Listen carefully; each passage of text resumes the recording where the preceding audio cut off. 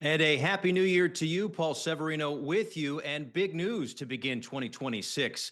One of the best pitchers in Japan is now one of the newest major leaguers, as Tatsuya Imai has signed with the Houston Astros. Initial reports, 3-year deal with opt-outs, can max out at $63 million last season. A 1.92 ERA, 178 strikeouts, and 163 and two-thirds innings pitched. The strikeout rate over the last 2 seasons was the best in MPB at 27%. For more reaction now, Jon Morosi joins us. A happy new year to you, my friend. Let's start with the contract itself. First of all, the structure and how it compares to what many thought could be perhaps a longer, more lucrative deal.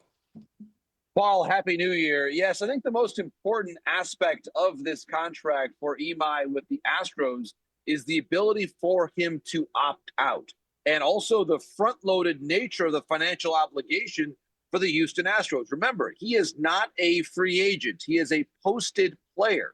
And the posting fee, the release fee that is paid to the Saitama Seibu Lions is linked to the amount of the guarantee. So when you add in the base salary plus the posting fee, plus the very likely performance bonuses that could allow him to reach once he passes 100 innings, the Astros may actually have to spend, Paul, in the neighborhood of $30 million for 1 year. Now, that's certainly a significant sum of money, but remember, the release fee is not subject to the CBT, the competitive balance tax. So to some level, for the Astros, where their payroll is, it actually helps them manage what is the financial obligation here. If he ends up pitching great and re-enters the marketplace after 2026, it's actually a pretty good outcome for everybody involved. Imai would have then proven himself at the major league level, and assuming that he opts out, that means that he performed very, very well in the major leagues,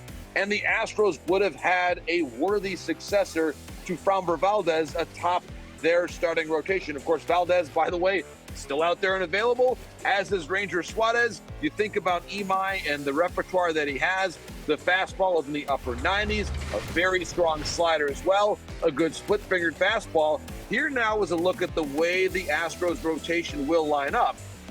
I think it's important to point out, and we heard different comparisons to other Japanese pitchers in that montage that began our conversation here, Paul. Certainly the numbers on a per-year basis are much more comparable to a Kodai Senga than a Yoshinobu Yamamoto. Yamamoto, as we saw in October and early November, is in a realm unto himself.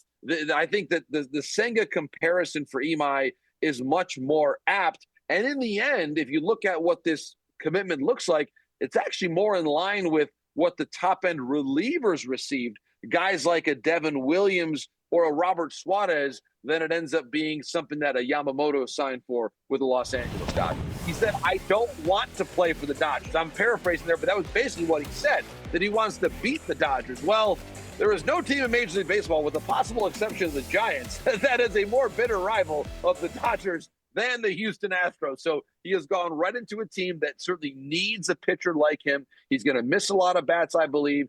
He's, I think, making a strong statement going to an American League team where he's going to have to deal with a lot of really good lineups in the American League during the course of 2026. So I love the bravado that he's bringing in, and someone that, to your point, Paul, has shown he can miss a lot of bats. We'll see if that translates well to the American League in 2026. Yeah, and of course, the Astros not used to the way last year ended. They missed the playoffs for the first time since 2016, and 4 pennants, 2 World Series in that span. So looking to get back to October. Obviously, this was one domino to fall with Imai going to the Astros. But when we take a step back and look at some other free agents or potential trades, thinking of Tarik Skubal, what's the next thing to happen? Is it the Skubal trade that holds up a free agent market? Is it a free agent market that holds up a Skubal trade? How do you think the next few weeks go?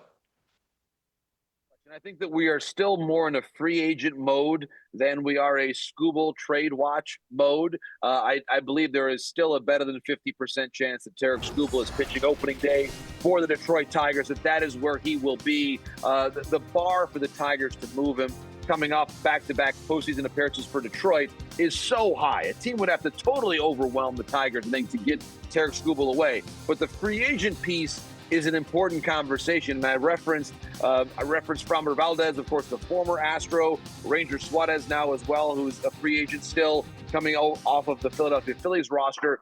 I look at this as being a question of the New York Mets. Are they willing to go to the number it's going to take to bring in one of those free agents that we just saw on the board?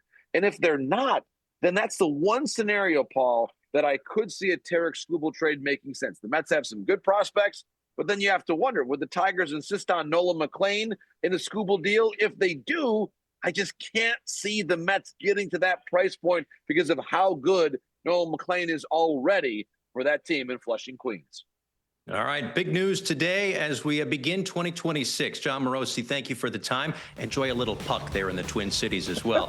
Imai to the Astros, a 3-year deal, maxing out at $63 million. Keep it locked on MLB Network.